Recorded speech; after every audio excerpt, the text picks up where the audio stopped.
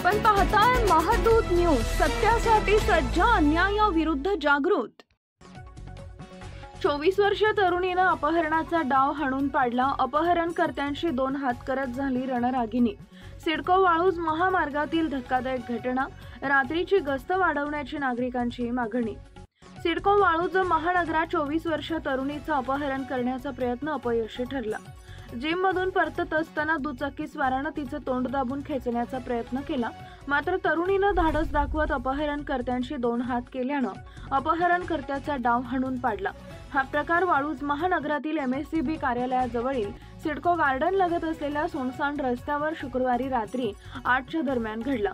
परिसरात अंधार व पोलीस गस्ती अभावी अशा घटना घडत असल्याची तक्रार नागरिकांनी केली असून रात्रीची गस्त वाढवावी व प्रकाश योजना करावी अशी मागणी केली आहे। सिडको वाळूज महानगरातील रहिवासी नागरिकांकडून ही मागणी करण्यात येत आहे।